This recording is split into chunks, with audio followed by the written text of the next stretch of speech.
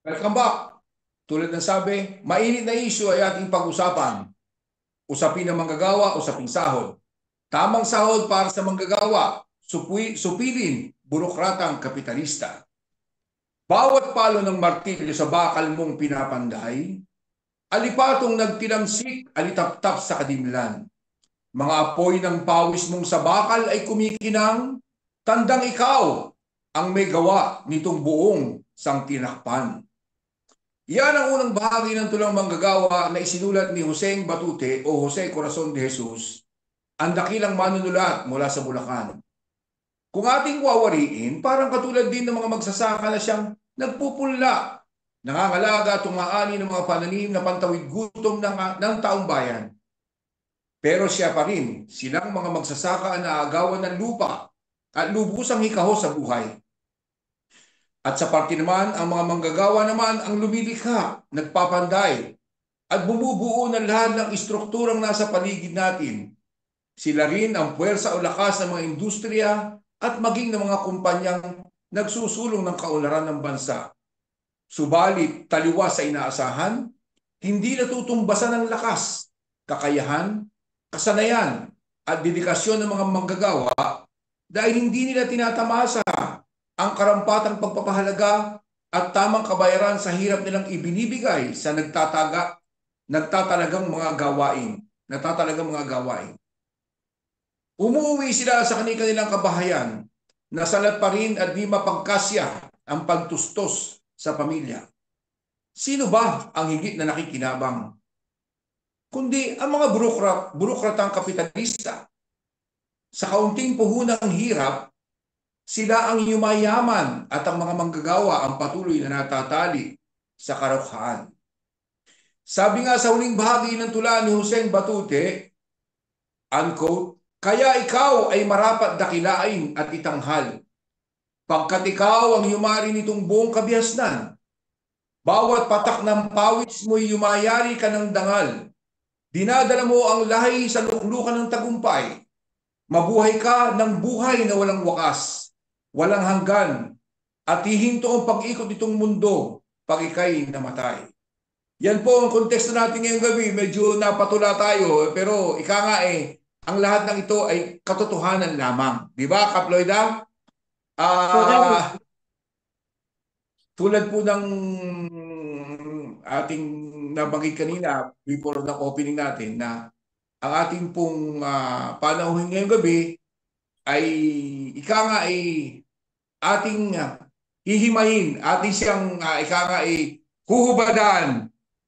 Huhubadan natin dito sa ugnayan sa Impapawid. Sapagkat ang ating pong panauhin ngayong gabi ay isa sa maraming naghahangad na mahalal bilang senador para sa susunod na 2025 election. Ngayon, bibigay ko ng pagkakataon sa ating partner si Kaploida para ipakilala and then saka natin huhubadan at kikilatisin ang ating panauhin ngayong gabi. Kaploida? Okay, parang excited na si Kap Edwina. Okay, lakas siya ng mga manggagawa. Siya ang nagsisilbing sandala ng mga manggagawa. Siya rin ang takbuhan ng mga manggagawa. Nais kong ipakilala sa inyo na makakasama natin ngayong gabi ay walang iba kundi si Jerome Adonis, Secretary General ng Kilusang Mayo Uno. Siya po, tulad ng nabanggit ni Kuya Edwin, ay tatakbo sa darating na midterm election sa pagkasenador. So, hindi pa pwedeng mangampanya dahil bawal pa. Pero sana sa mga mamayang Pilipino, sa pagkakataong ito, ipanalo naman natin ang interest ng mamayang Pilipino. Maraming kabiguan na tayong nakanasan. So, ngayon po, ilalatag ni Jerome ang sitwasyon at tunay na kinahihinatnan ng mga manggagawa sa ating bansa. So, magandang gabi po, Jerome Adonis. Magandang gabi po magandang gabi ka Loida, ka Edwin, ka Edu at sa lahat ng mga migranteng Pilipino sa buong Europa. At alam ko hindi lang mga Pilipino yung nakikinig sa inyong programa na ugnayan sa Impapawid. Magandang gabi po sa inyong lahat. Maraming salamat at magandang umaga sa inyo sa Pilipinas at maraming salamat sa walang sawang pagpapaunlak sa amin every time na kami ay humihingi ng iyong oras para ika nga ay maging bahagi ng aming programa. Opo, always welcome. Maraming salamat po. Thank you po. Meron po may mga inihanda pong tanong si Kap Lloyda para sa inyo ngayong gabi. Ngayon na, bago po namin ibato yung unang tanong, gusto ko lamang pong magbigay ng konting manalita patungkol doon sa nabanggit ko kanina, patungkol sa Senado. Itong nakaraang mga huling araw, nakita naman natin kung gaano yung naging performance ng ating mga senadores sa nakaraang Senate hearing na kung saan tila ba circus ito. Maraming mga bagay na hindi dapat ginawa at gagawin pa. Ngayon, dito makikita natin, sumasalamin ang kasalukuyang sitwasyon ng ating Senado, kung anong klase ng mga senador meron tayong inihalal sa loob ng nakaraang 6 na taon. Magpapalit tayo ng panibagong 12 senador. At sana this time, itong nakaraang Senate hearing na ito, nakita natin kung anong klase, kung gaano kababaw ang kalidad at kapasidad ng mga inihalal nating senadores maliban kay Senator Riz Hontiveros. At ngayong ng gabi, ang ating panauhin, ipapasukin ang gustong pasukin ang pagiging legislator at bilang isang senador. So ngayong gabi, sabi nga kanina, hihimayin natin at kikilatisin natin kung ano ba yung mga programa at ano yung mga bagay-bagay na kapasidad, kakayahan ni Ka Jerome para malaman natin at maipakita sa buong kabuluhan sa ating mga kababayan na eto, si Ka Jerome, siya yung magre-representa ng sektor ng manggagawa sa Senado. Sapagkat sa napakahabang panahon, wala tayong naging representante ng sektor ng manggagawa. Ka Jerome, isang tanong bago ko ibitaw sa iyong tanong, isang tanong bago ko ibitaw yung regular namin mga questions. Anong porsyento ng ating populasyon ang bahagi ang uring manggagawa? Ilang porsyento nire-represent? Well, 75% ng total na ating populations ay mga manggagawang Pilipino. Okay. Sorry, mali. Sorry. 15% ang populasyon ng mga manggagawang Pilipino sa ating bansa. 75% diyan ay ang mga magsasaka. Ayun na nga Ibig sabihin 15%. Pero lahat tayo bilang mga ordinaryong mamamayang Pilipino, lahat tayo ay nagtatrabaho. Lahat tayo ay manggagawa para makasurvive sa pang-araw-araw nating pamumuhay. Subalit wala tayong representante sa Senado. Sa napakahabang panahon, meron tayong mga artista, meron tayong mga political dynasties, meron tayong kung ano-ano na kung saan nagkakalat na naman sa Senado. So, ngayong gabi, bibigyan natin ng pagkakataon si Ka Jerome para magsalita at ibahagi ang kanyang mga plano at mga balakin at sagutin din ang mga ilang katanungan sa mga kasalukuyang isyu na kinakaharap ng ating lipunan. Kap Lloyda, ibigay mo lang ang unang tanong kay Ka Jerome, please. Okay, dahil sabi nga natin na gusto niya maging boses ng masang Pilipino sa Senado. So, ang unang tanong, ano ang nag-udyok sa iyo para pasukin ang bagay na yun? Wow, salamat sa tanong, Ka Lloyda. Siyempre, unang-una, ako po ay manggagawa, no? Naranasan ko ang lahat ng klase ng trabaho na pinakamahihirap sa panahon na ako ay nagtatrabaho way back start ng 1989. So, mula po sa panahon na yan hanggang sa kasalukuyan, wala pong improvement ang buhay ng mga manggagawang Pilipino at ang ating mga kababayan sa kabuuan. So, nakikita natin na talagang may pangangailangan ngayon na magkaroon talaga ng mga progresibo, mga seryosong tao na produkto ng sama-sama pagkilos ng pakikibakan ng taong bayan, ng mga manggagawa na makaupo sa Senado particular para naman mabitbit yung lahat ng mga legitimate na demands ng mga manggagawa. Kasi marami po talaga for the longest time na mga kandidato nagsasabi tuwing eleksyon, gagawin naming maayos ang inyong buhay, ibababa namin ang presyo na bilihin, magkakaroon kayo ng magagandang serbisyong panlipunan, pero yung mga politiko na nangako po yan ay hindi naman nangyayari, hindi po nagre-reflect sa batas, hindi nagre-reflect sa economic program ng Pilipinas, kaya po hanggang ngayon pahirap na pahirap ang buhay ng mga mamamayan. Kaya gusto rin ho namin baguhin yung naratibo na ang eleksyon ay para lang sa mga artista, sa mga sikat, ang eleksyon ay para lang sa mga dynasty, ang eleksyon ay para lamang sa mga big landlords at big businesses. So ibig sabihin, kailangan po namin bigyan ng choice ang taong bayan na meron pa silang pagpipilian ng mga na pwede nilang pagpilian this coming midterm election 2025. Yun. Okay. Maluman. So, may follow-up question ako, Kapa Edwin. So, sir, makatarungan bang bigyan ng kapangyarihan ang mga leader ng gobyerno na may malawakang epekto sa lipunan kahit may panganib na pang-aabuso? Isa na dyan nakita ko si Duterte, no? Nag-file ng certificate of candidacy naman bilang mayor ng Davao. Di ba dapat hindi na siya karapat-dapat bigyan ng kapangyarihan ulit na mag-lead naman ng isang bayan or whatever. So makatarungan bang bigyan ulit ng kapangyarihan ang mga leader ng gobyerno na may malawakang epekto sa lipunan kahit may panganib na magiging abusado ulit? Well, alam niyo po si Duterte pinakita ng ang track record niya sa national level since 2016 to 2022. Nakita naman natin yung naging kalagayan ng buong bansa. Lumaki, trilyon-trilyon yung ating utang. Ang tindi ng unemployment, ang tindi ng paglabag sa karapatan sa pag-uunyon. Maraming pinatay, no?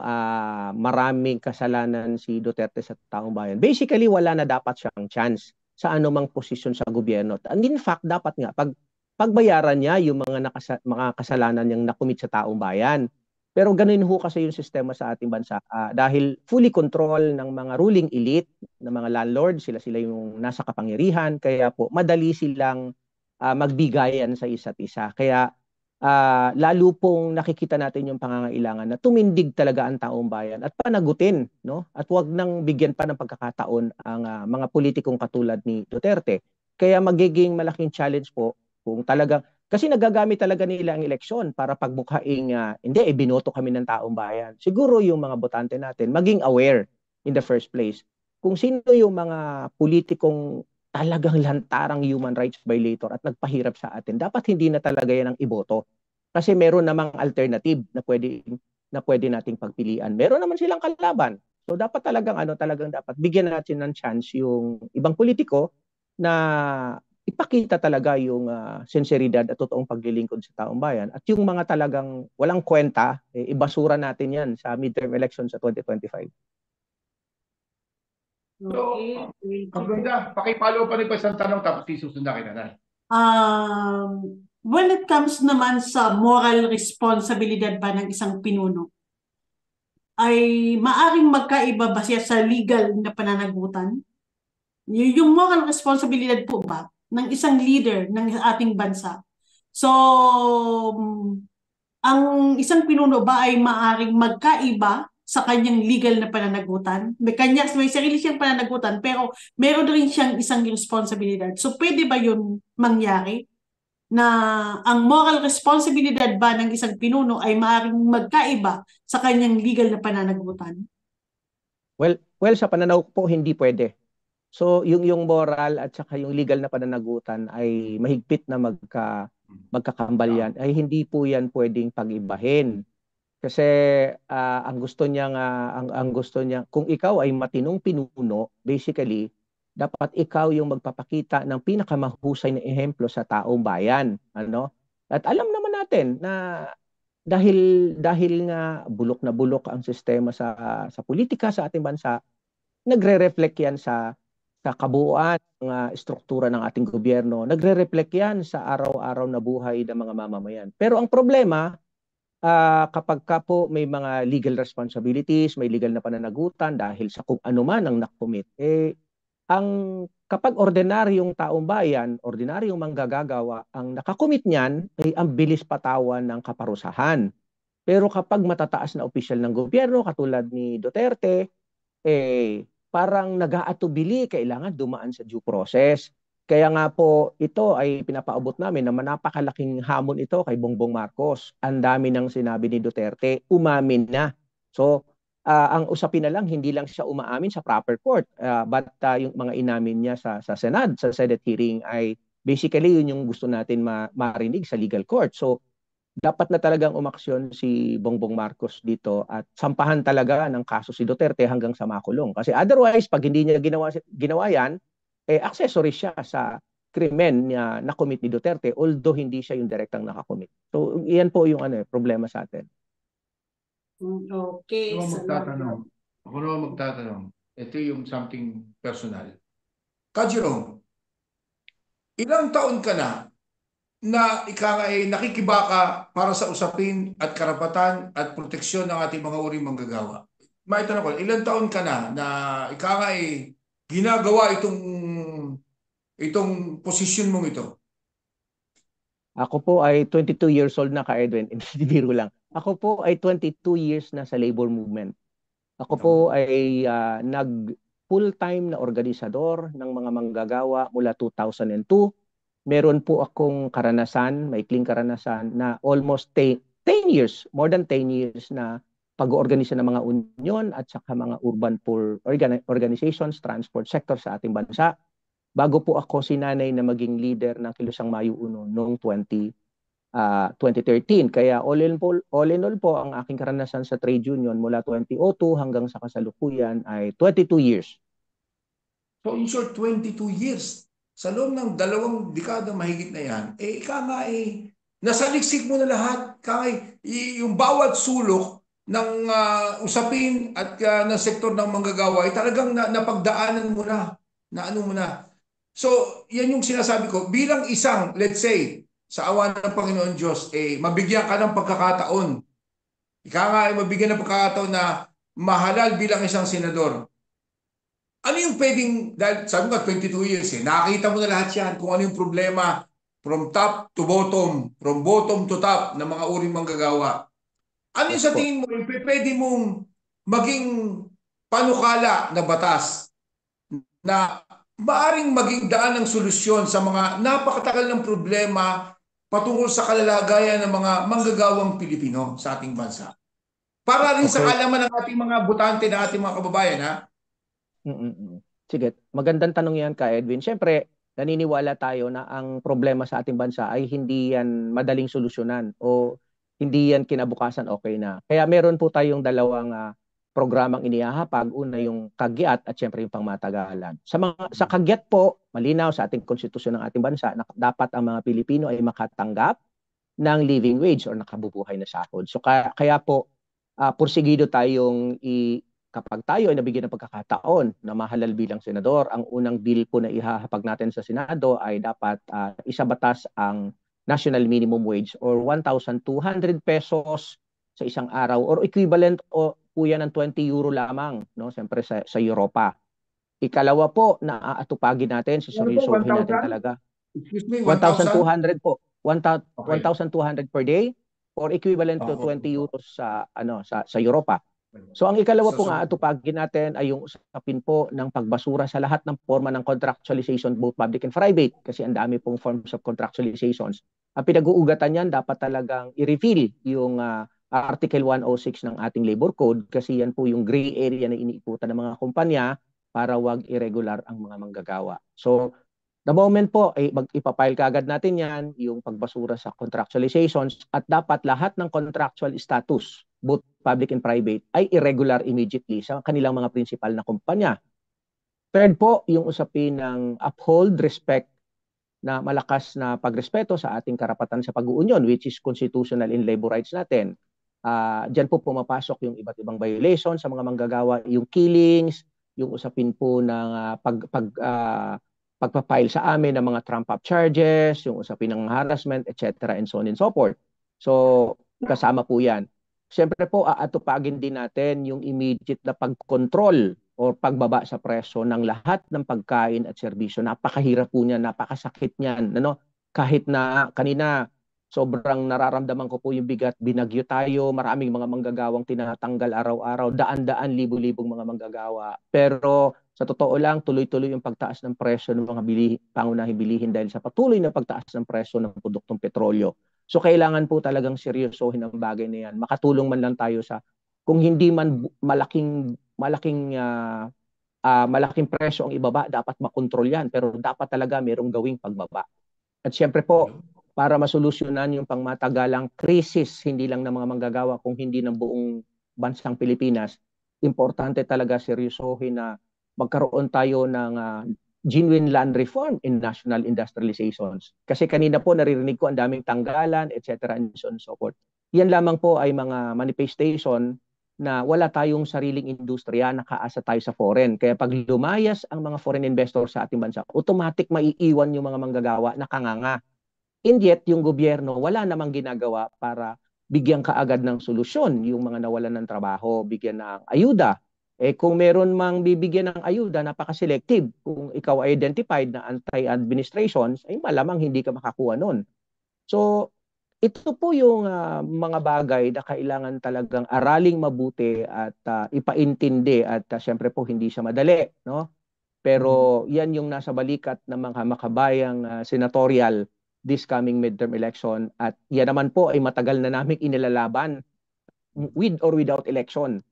Kaya wala namang kaming mga interes na poprotektahan kung hindi yung ating interes na manggagawa at ordinaryong mamamayan. Kaya kung sakali po na mabibigyan tayo ng pagkakataon ay hindi magbabago at hindi mabibili, hindi maiimpluwensyahan yung paninindigan natin na isulong ang kagyat na interes hindi lang ng mga manggagawa kung hindi ng sambayan ng Pilipino.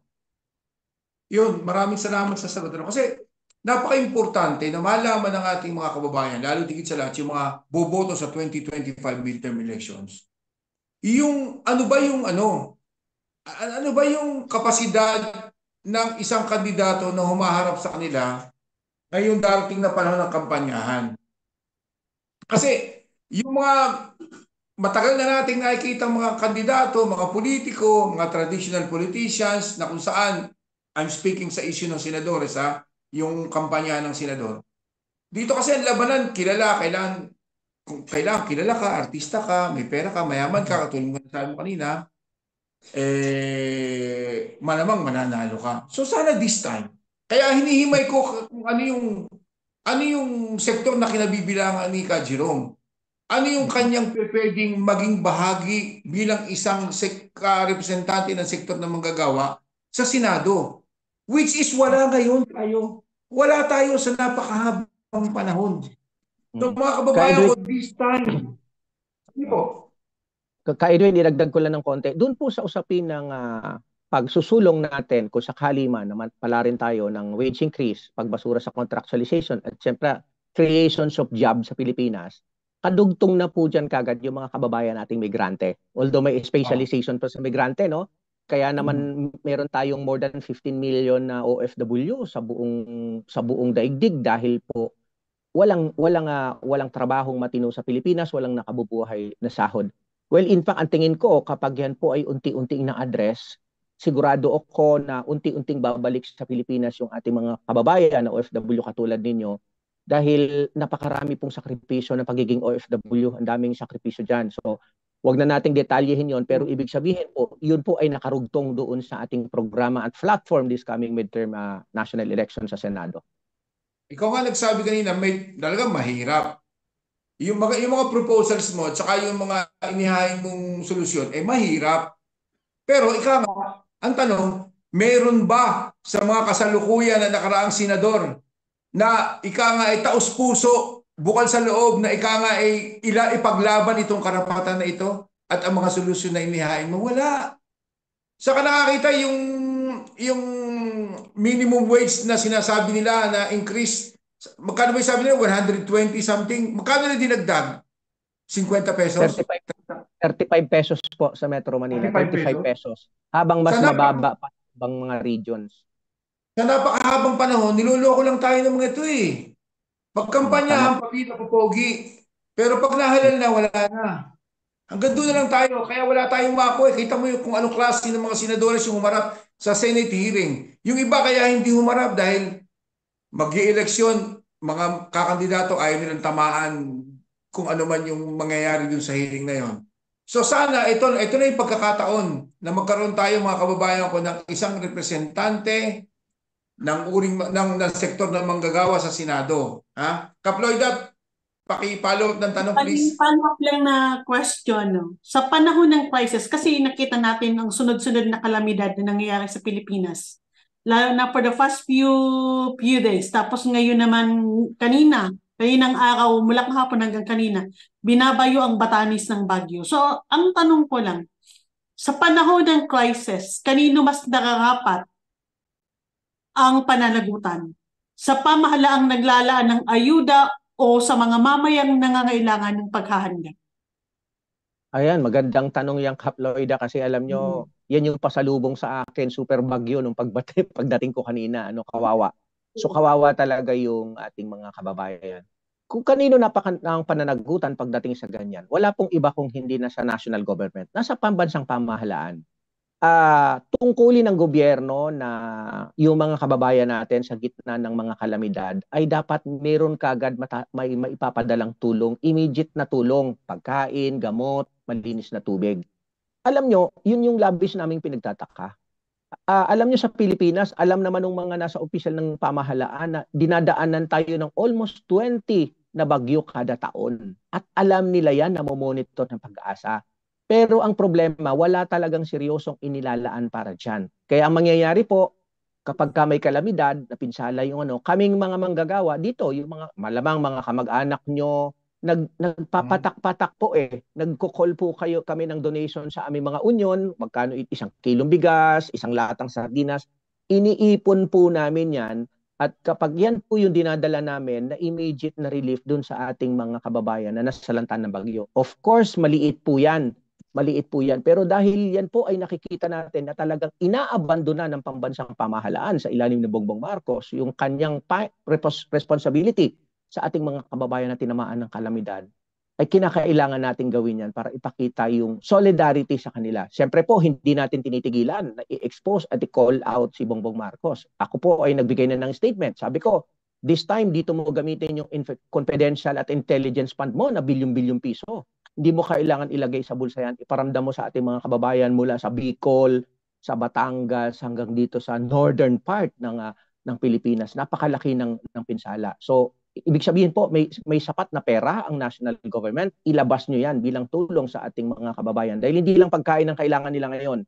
Hindi lang tubig ang kailangan nila ngayon. Maraming bahay ang nawasak, maraming mga sakahan po ang lumubog sa baha. At kapag hindi ito na-address, sigurado panibagong krisis na naman ang aabutin ng ating mga kababayan. Lalong mas mahirap ang buhay natin. Paparating na po ang Disyembre na kahit papaano ay medyo umaasa tayo na magsasalo-salo ang pamilya, pero kapag hindi talaga in-address ito, mas magiging mahirap pa ang Christmas at saka New Year sa ating mga kababayan. Kagyo, may isi-share lang ako, no? Actually, sitwasyon lang ito sa bayan namin, sa Sorsogon. I think 2 weeks ago or 3 weeks ago, no, I think 2 weeks ago lang, nag-celebrate ang Sorsogon ng kasanggayahan tinatawag. Mayroon silang pageant na ginanap.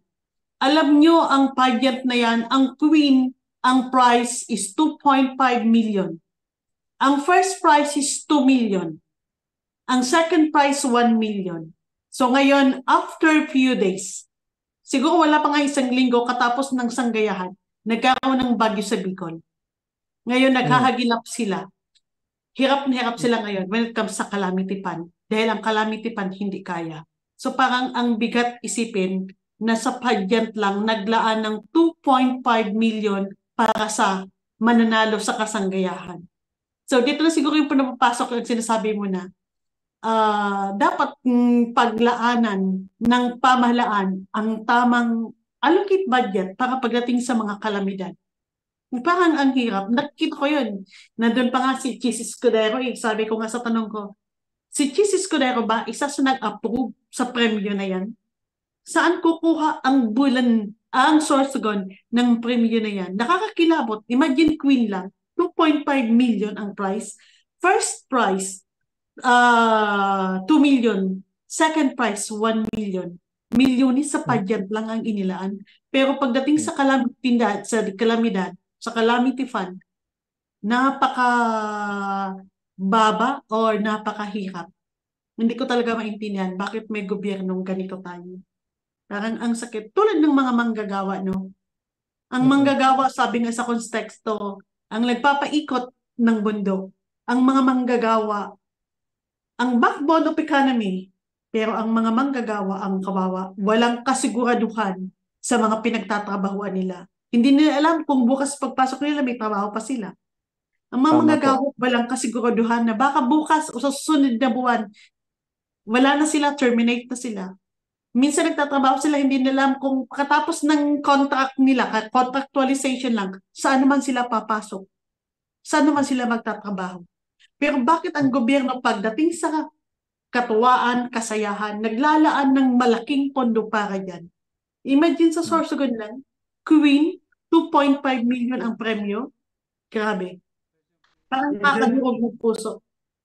Kaya nga no, yung yung nabanggit mo yung mga yung walang kasiguruhan na termino ng ng ating mga manggagawa.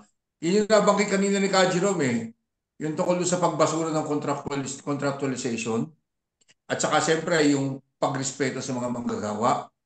At sa usapin naman ng mga umiiral na mataas na bilihin, yun nga, yung presyo ng bilihin at siyempre yung importante yung minimum wage na 1,200 pesos. Although ang realidad, yung nakikita at inaral through experience ni Ka Jerome na kung saan sa kanyang proposal at pwede maging proposal yung 1,200, wala pa sa kalahati ng umiiral na minimum wage ngayon. Ano, Ka Jerome?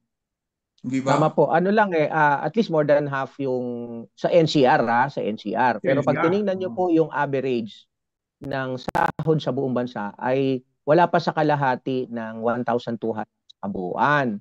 Tapos nakakalungkot lang kay Edwin kasi laging sinasabi babagsak yung negosyo, tataas yung inflation rate kapag tumaas ang presyo ng bilihin. Hindi po totoo 'yon.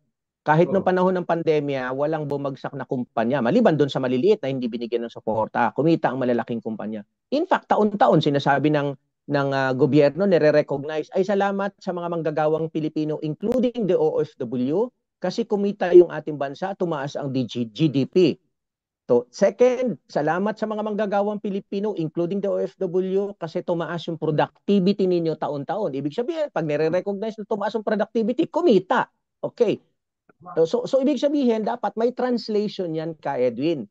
Kung kumita ang translation niyan, dapat merong kang nililikhang trabaho para sa mga walang trabaho. Dapat nagmumura. Hindi nagmumura. Ang meron nagmumura Nagmumura ang presyo ng mga pangunahing bilihin. Dapat dumadagdag yan sa serbisyo sa hospital. Kanina sinabi ni kababayan kong Loida na yung kanyang nanay ay nagpapagamot siya. So mahal magpagamot sa Pilipinas.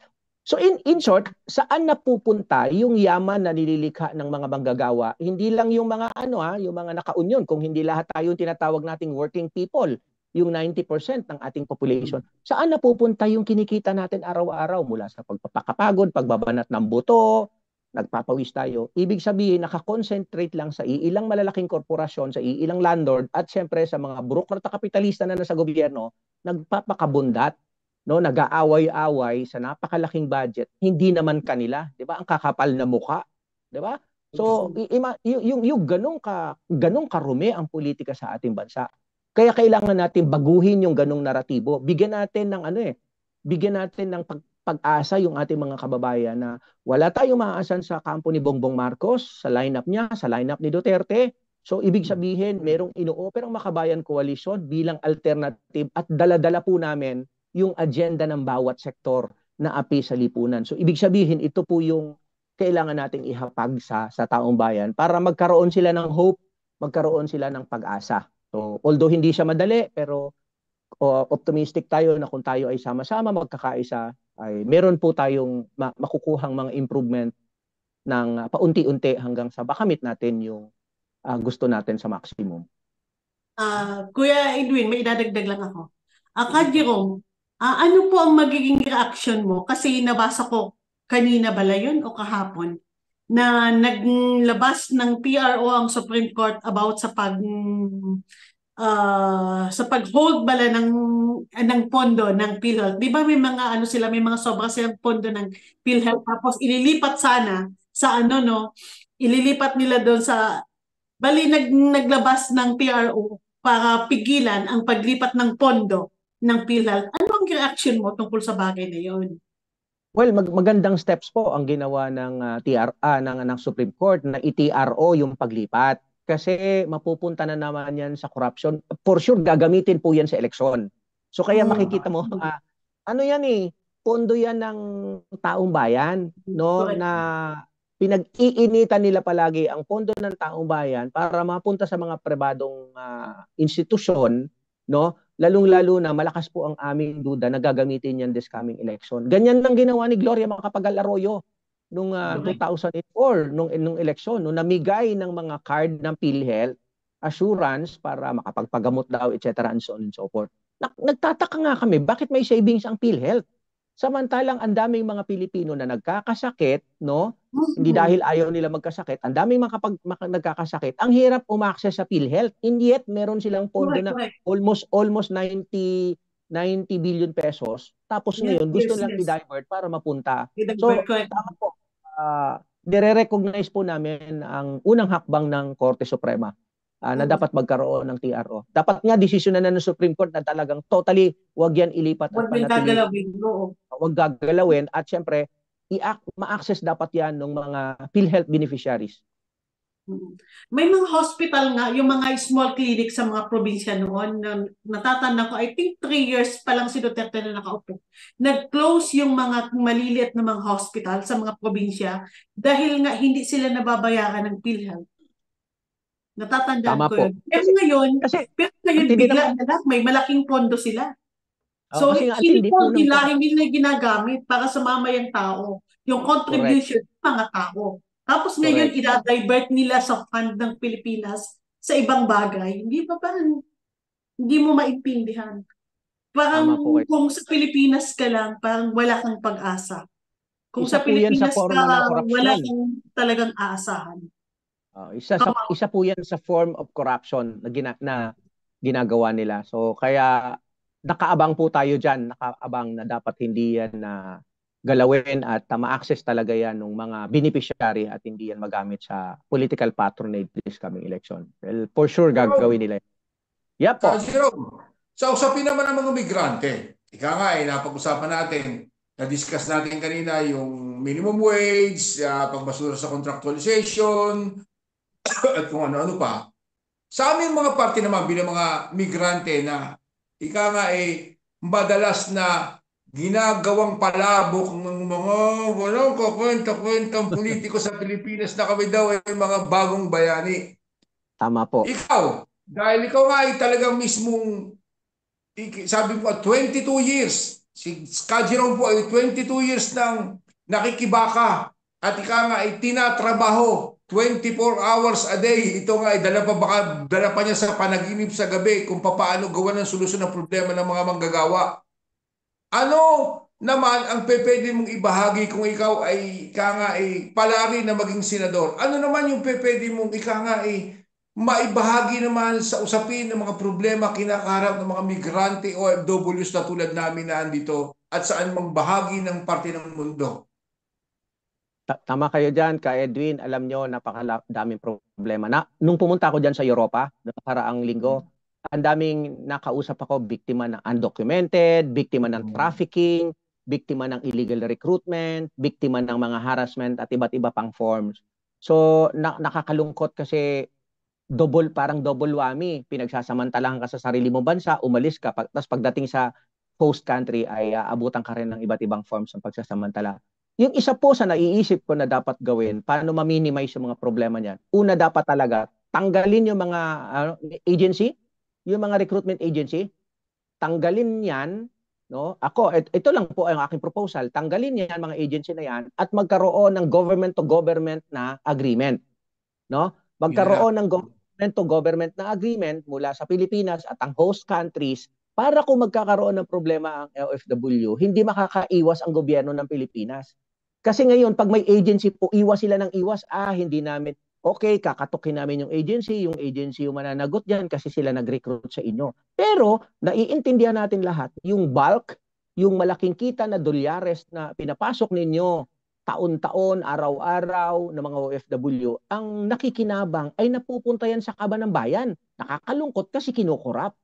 So, Alam nyo, yung ganong tingin ko na initial na dapat tapyasin ng agency, malaking bagay para makatulong. Habang para makatulong na maunti-unting ma-address yung pagbawas ng problema at si gobyerno direkta na humarap sa mga problema na yan. Habang nagpupundar tayo sa loob ng ating bansa ng unti-unting pagbubuo ng sinasabi ko nga kanina, yung genuine land reform at national industrialization, dapat talaga makalikha tayo ng unti-unti ng sarili nating ng sarili nating industriya at economy para unti-unting mabawasan yung paglabas ng ating bayan. Siyempre, kabuntot yung regular at saka nakabubuhay na sahod. So tingin natin ganun. Tapos pangalawa po, dapat huwag ginagatasan yung mga OFW pag alis sa Pilipinas. Ang daming gastos, no? Halos yung more than may kontrata ka ng may kontrata ka ng 2 taon, mahigit magtatrabaho ka ng more than a year pambayad lang sa utang, no? Tapos dapat talaga immediately ang gobyerno, ang DMW kapag may problema, i-address nila yung lahat ng problema sa usaping legal ng ating mga kababayan. Hindi kasalanan ng ating mga kababayan ng OFW na undocumented sila. Hindi nila kasalanan na kahit may giyera, ayaw nilang umuwi. Nakakalungkot kasi may giyera, ayaw nilang umuwi. Kasi ang katuwiran nila, yung ilang mga nakausap Walang ko, hanap buhay. oo, ang ibang nakausap ko, handa kaming mamatay dito kaysa mamatay kami ng gutom sa Pilipinas kasama yung aming pamilya. Alam mo yung gano'n nakakadurog ng puso na maririnig mo sa ating mga kababayan doon. Intin yung gobyerno ayokong tawagin gobyerno natin hindi ko matanggap na gobyerno natin to no? Talagang nagpapakasarap lang habang pinapabayaan yung ating OFW. Sumasapat na sa kanila yung gamitin sa inyo yung pagiging mga bagong bayani na akala nila mauuto nila ang lahat ng OFW sa ganong mga slogan ko. Kaya po, yan po ang ilang mga naiisip ko. Of course, ang iisipin po natin, if ever na tayo ay palarin, makikipagtulungan tayo maigi sa mga sa expert. Alam ko yung migrante, no? Migrante Philippines, Migrante International. So at least po, siyempre, ang isa sa mga pambato namin pagdating sa pagdadala ng issue ng mga migrante, si kasamang Lisa Masa.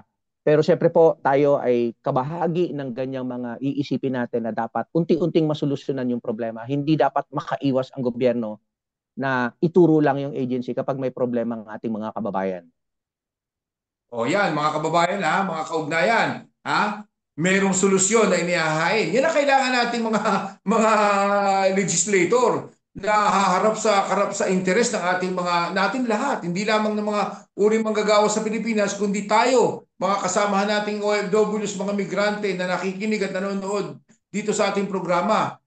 Ito yung ito yung matagal na nating hinahanap. Matagal na, tulad na nasabi ni Kaji nung kanina, matagal na yung kung ano man yung binabanggit nila ngayon solusyon, matagal na nilang inihahain yan, matagal na nilang inaral yan, matagal na nilang tinatrabaho.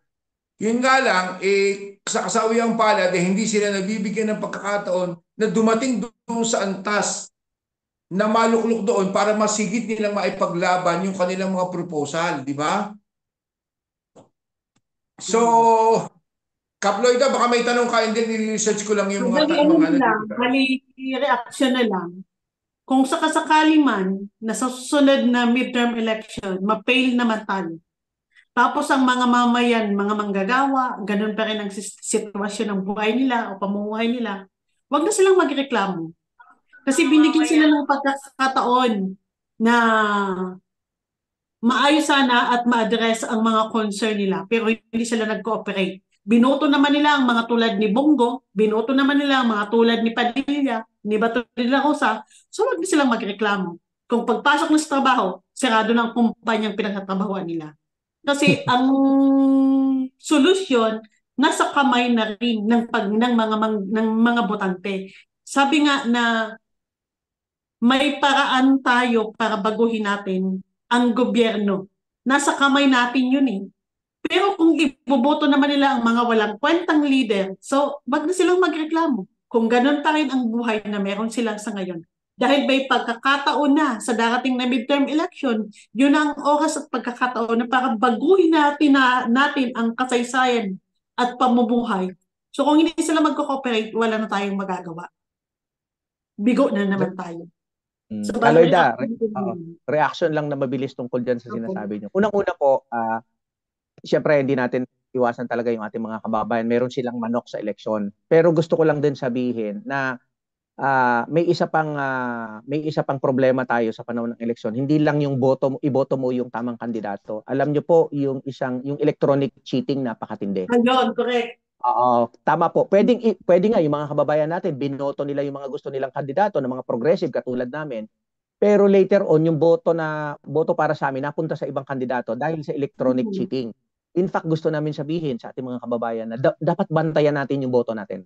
Dapat at the same time hindi lang simpleng bantayan, una bumoto tayo sa tamang kandidato, pangalawa bantayan ang boto. At kapag nagkaroon ng massive cheating, tungkulin natin ipagtanggol yung ating boto.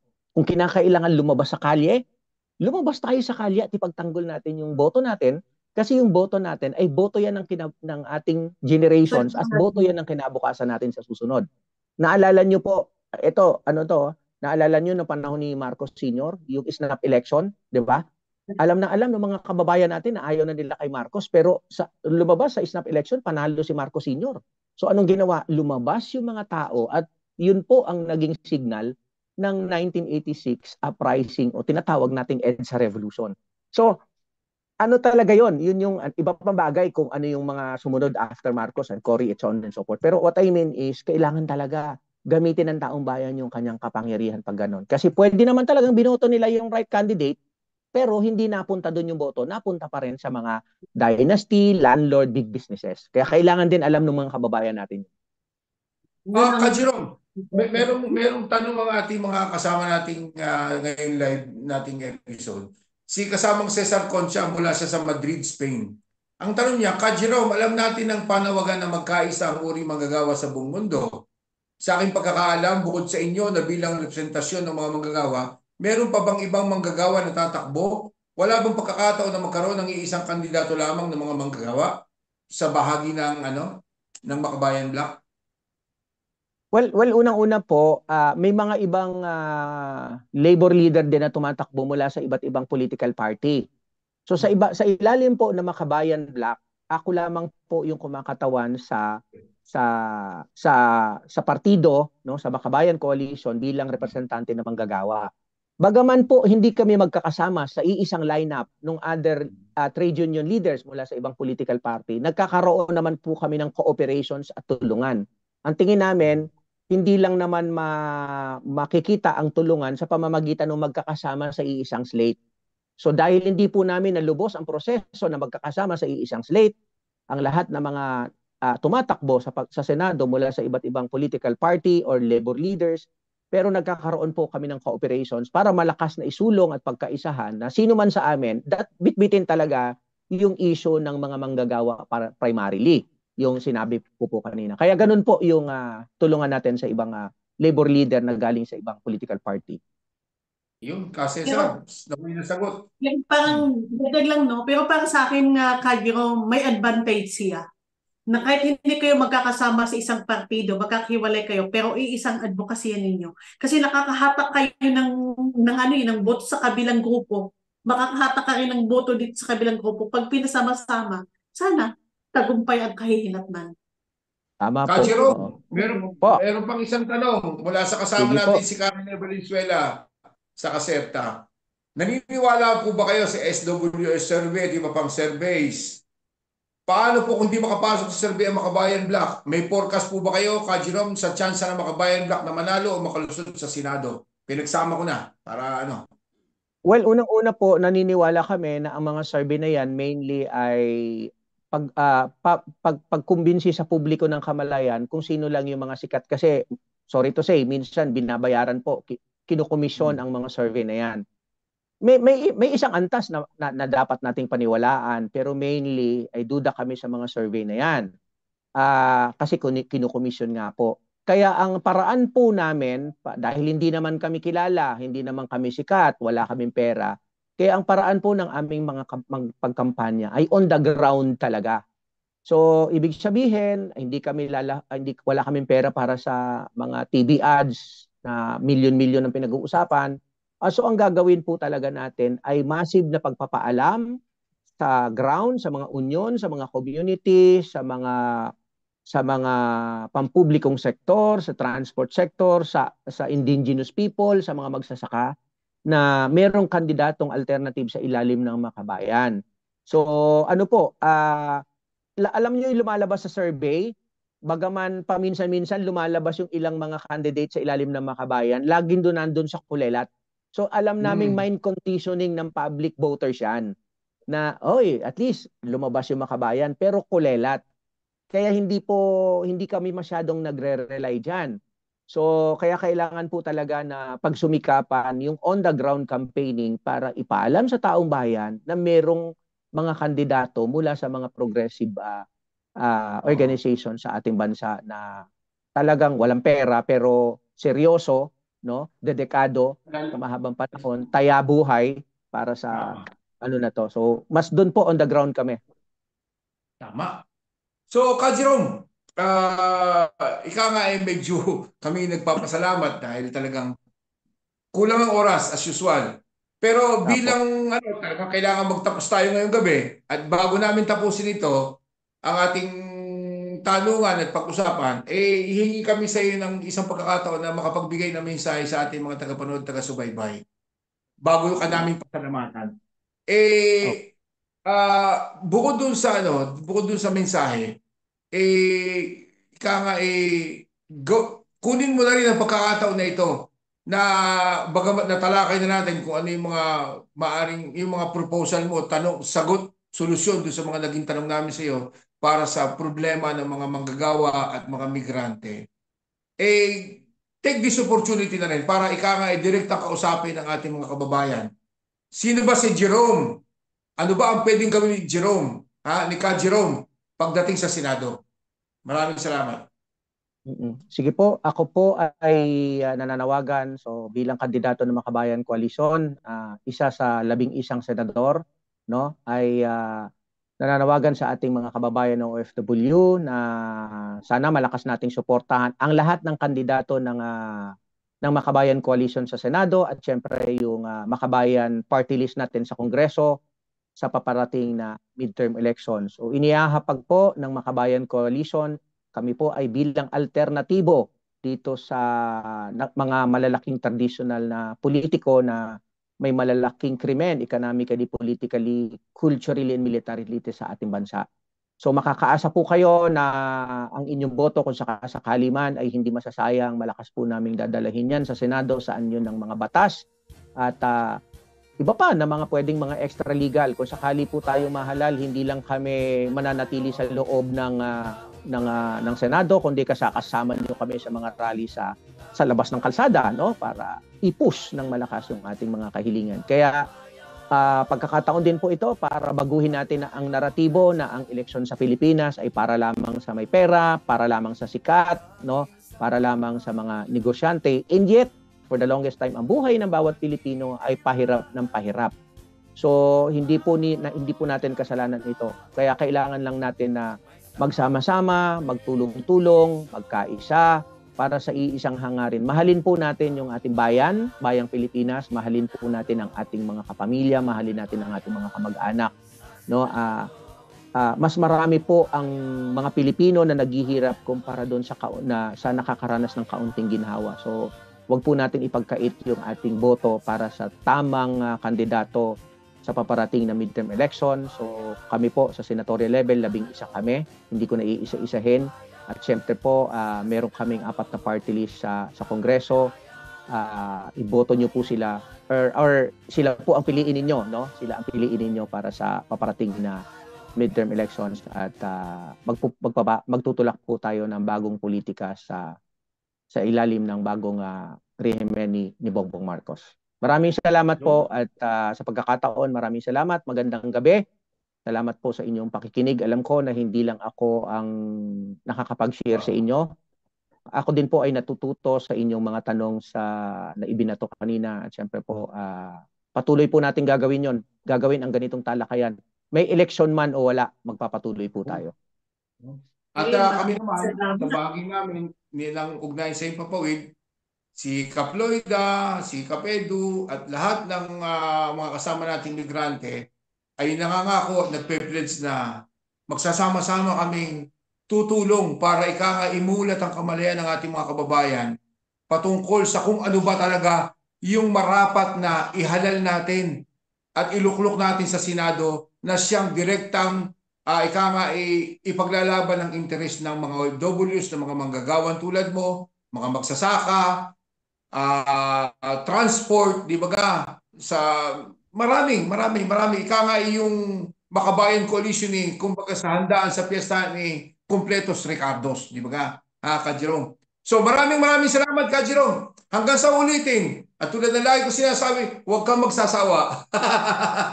Maraming salamat sa inyo, Ka Lloyda, Ka Edwin, Ka Edu. Thank you po. Maraming salamat sa mga kababayan natin sa Europa, no? At saan mang panig ng mundo. Maraming salamat. Next time, punta ka naman dito sa amin. Pagkano, ha? Opo. Sige, pagka meron tayong pagkakataon. Iset naman natin. Okay. Maraming salamat, Ka Jerome. Good luck and God bless at ingat lagi. Ha? Okay, maraming salamat po at magandang gabi dyan sa inyo. Pahinga na kayo. Alam ko pagod kayo sa trabaho. No? Maraming salamat. Paalam. Thank you very Bye-bye. much. Thank you very much. Bye-bye. Thank you very much.